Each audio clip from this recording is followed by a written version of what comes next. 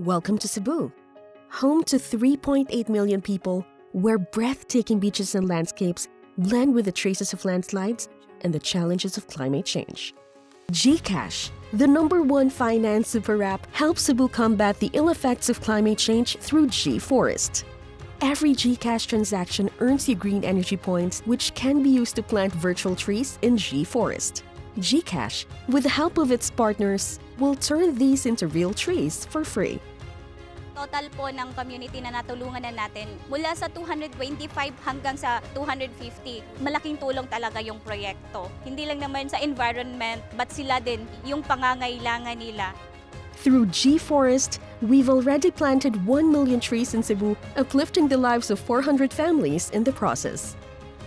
Be part of the digital eco-movement to save the Philippine forests. Salamat GCash at salamat GForest Green Heroes!